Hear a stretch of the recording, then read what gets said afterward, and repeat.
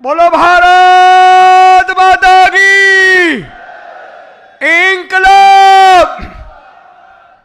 થાકી નથી ગયા ને બરોબર? હે તમારા હાથમાં ગુજરાતનું ભવિષ્ય જો ઢીલું પડવાનું થતું નથી. આજે ક્ષેત્રીય બૂથ કાર્યકર્તા સંમેલનમાં આપણા માર્ગદર્શક અને તમારા મારા જેવા એક આમ આદમીને ગુજરાતમાં રાજનીતિની તક અપાવનાર અને દેશની રાજનીતિમાં છવાઈ જનાર પોતાની નીતિઓના કારણે એવા માનનીય આપણા સંયોજક અરવિંદ કેજરીવાલજી માટે એકવાર તાળીઓ થઈ જાય મિત્રો. માનનીય ગોપાલરાયજી, માનનીય ગોપાલભાઈ, ચેતરભાઈ, મનોજભાઈ, અશોકભાઈ, બ્રિજરાજભાઈ અને તમામ મંચસ્થ મહાનુભાવો, સાગરભાઈ અને સૌ આપ દૂર દૂરથી પધારેલા અને ગુજરાતની રાજનીતિમાં આગામી તાલુકા, જિલ્લા પંચાયત, નગરપાલિકા અને મહાનગરપાલિકાઓમાં જેવો ડંકો વગાડવાના છે એવા સૌ આપ સૌને હું નમન કરું છું, વંદન કરું છું સાહેબ. આજે અહીંયા તમે ખાલી હોદ્દા લઈને બેઠા છો મને ખબર છે, પણ મને એટલો વિશ્વાસ છે કે માનનીય અરવિંદ કેજરીવાલજીએ જે તમને ને મને મોકો આપ્યો છે, ભાજપ કોંગ્રેસે અત્યાર સુધી પોતાના સગાવાલા, જમાઈઓ, માસિયાઈઓ, દેરો, કાકાઓ, બાબાઓ એને ગોઠવવાનું કામ કર્યું. પણ આજે મને અહીંયાથી દેખાઈ રહ્યા છે હજારો તાલુકા, જિલ્લા પંચાયતના સભ્યો મને અહીંયાથી મુંડીઓ દેખાઈ રહી સાહેબ. લડવું છે ને બરાબર?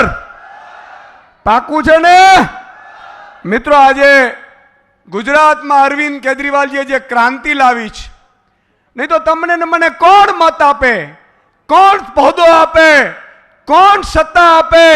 આજે તમે વિચાર કરો, ચેતરભાઈ વસાવા વર્ષોથી મહેનત કરતા હતા, પણ આમ આદમી પાર્ટીમાં આવ્યા એટલે અત્યારે આદિવાસી સમાજનો અવાજ વિધાનસભા સુધી લઈ ગયા સાહેબ. આ ગોપાલભાઈ ઇટાલિયા નહીં તો અમને કોઈને કઈ ટિકિટ ન મળે ભાઈ. હા, ભાજપ કોંગ્રેસે અત્યાર સુધી આ જ ધંધો કર્યો. તમે સાંસદ બનાવો ભાજપના નેતાને એટલે ધારાસભ્ય તો કે મારી દીકરી બનશે, કોર્પોરેટર, મેયર તો કે મારી ભાણી બનશે. વારો જ ન આવે આપણો. સાચી વાત કરું છું ભાઈ.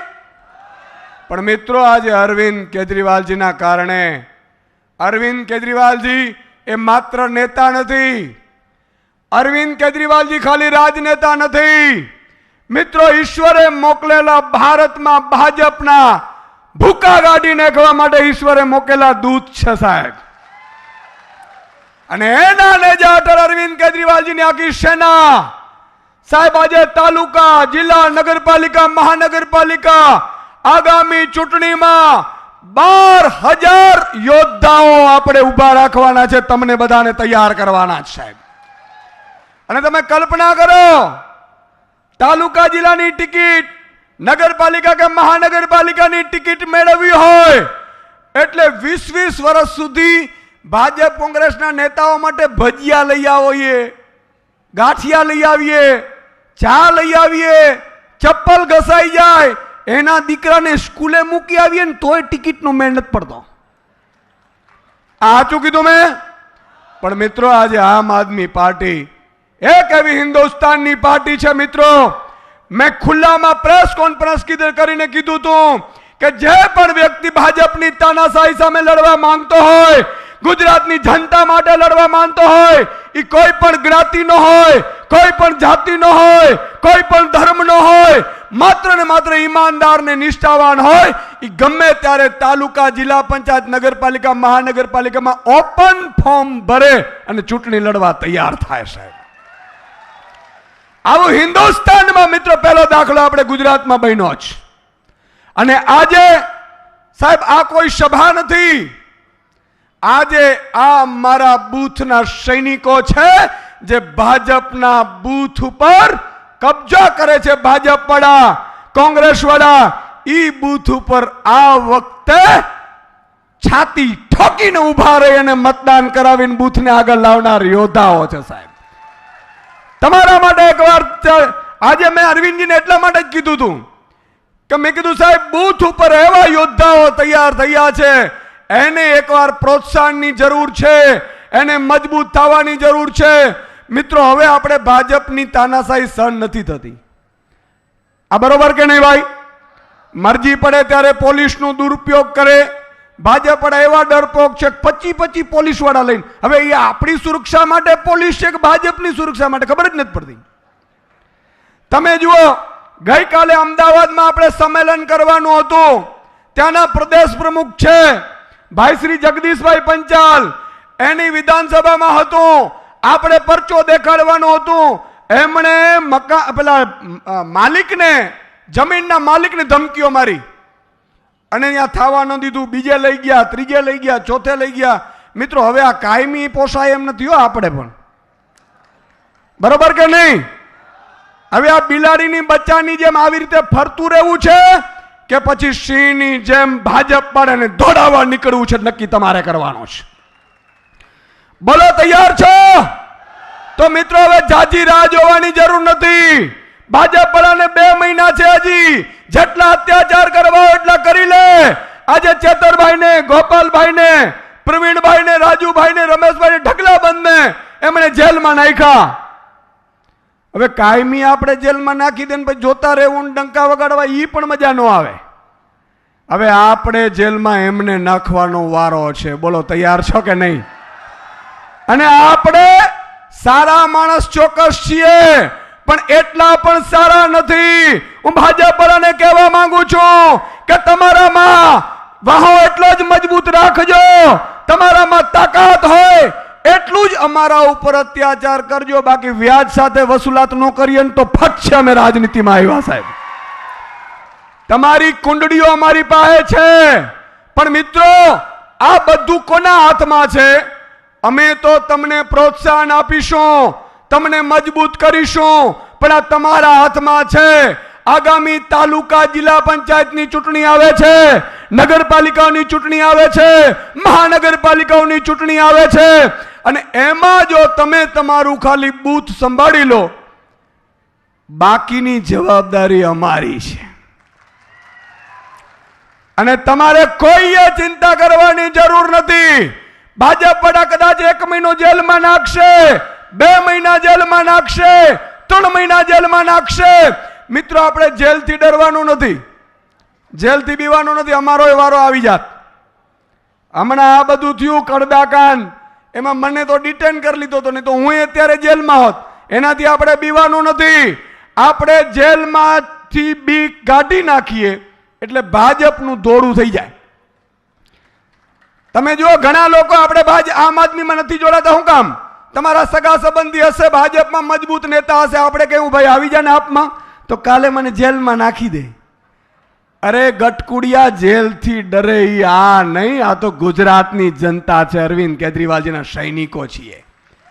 આપણે જેલથી ડરવાનું નથી, પણ જેલમાં જેટલો જાઓ. આજે ચેતરભાઈ ને 2 વખત જેલમાં નાખ્યા છે. આપણે હિસાબ કરીને રાખ્યો છે. સરકાર બને એટલે ડબલ વ્યાજ સાથે એમને નાખવાના થાય છે. પણ આપણે કરવા શું આવ્યા છીએ આપણે કહી દઉં મિત્રો. આજે વડોદરામાં હું આવતો હતો, હમણાં મને માનનીય અરવિંદ કેજરીવાલજીને મળવા હરણી બોટકાંડ વાળા પીડિતો આવ્યા.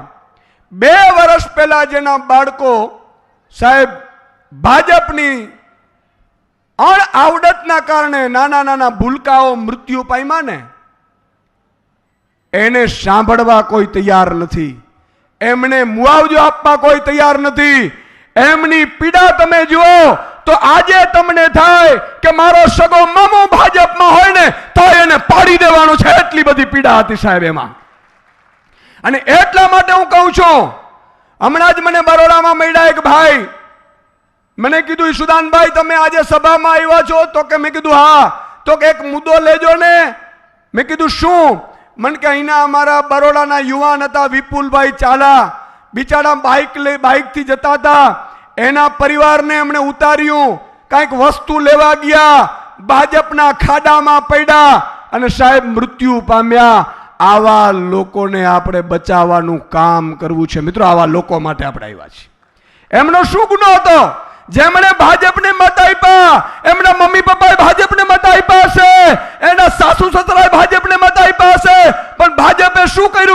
સાથે એમણે ભ્રષ્ટાચાર કરી અને ખાડો કરાવડાવ્યો અને એ ખાડામાં જીવ ગયું. આ ભાજપની તાનાશાહીથી આપણે સાહેબ ગુજરાતને છોડાવવાનો છે.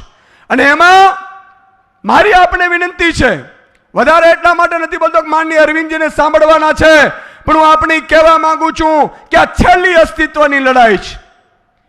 આ છેલ્લી અસ્તિત્વની લડાઈ છે. આજે ગોપાલભાઈ હમણાં કીધું કે વોટ્સએપમાં મેસેજ નાખતા આપણે ડરીએ છીએ. શું કામ ડરીએ સાહેબ?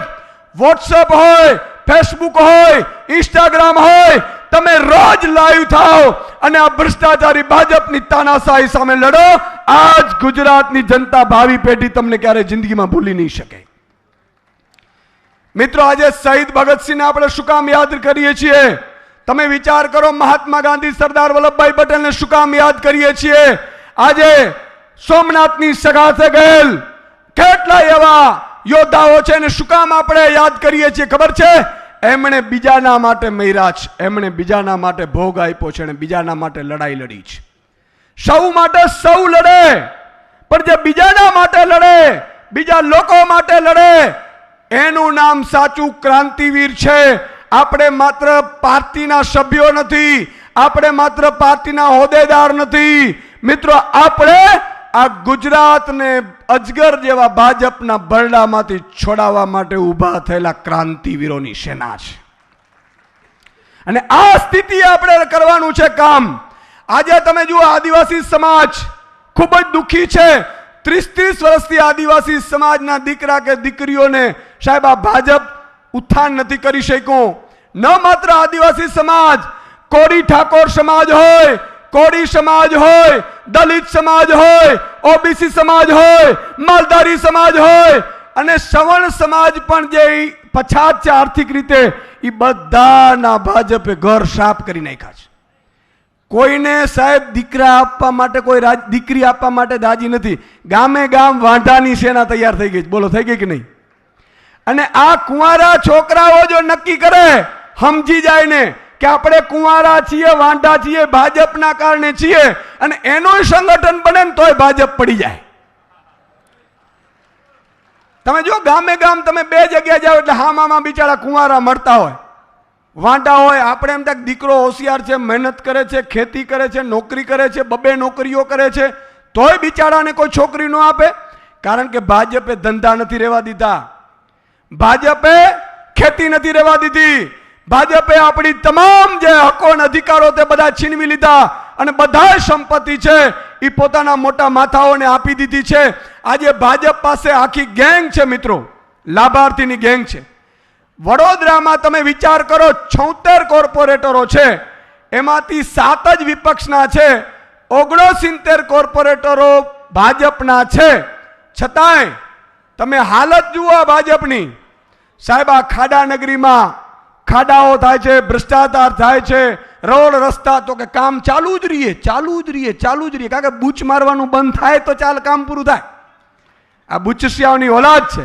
અને એટલા માટે મારે આપને છેલ્લી વિનંતી કરવી છે, તમે તૈયાર છો તમારું બૂથ સાચવવા? તૈયાર છો? કોઈ પણ લોભ લાલચ આવે, ભાજપ વડા કરોડો રૂપિયા લઈને બેઠા છે, છેલ્લી ઘડીએ એવું કહેશે કે આ લઈ લે, આ લઈ લે, આવું કહેશે. મામાને મોકલશે, કાકાને મોકલશે, નાનીને મોકલશે. છેલ્લે મારે આપ એક મને વચન આપો, છેલ્લે શપથ તો લેશું જ. એક વચન આપો કે કોઈ પણ લોભ લાલચ વગર આ વખતે ચૂંટણીમાં આપણે ભાજપને બતાવી દેવાનું છે. આમ આદમી પાર્ટીના બૂથ મજબૂત કરવાના છે અને વિજેતા કરવાના છે. બોલો, કરાવવાના છે? હાથ ઊંચો કરો, 2 હાથ ઊંચો. બોલો, કરાવવાના છે? પાકો? બોલો, ભારત માતા કી.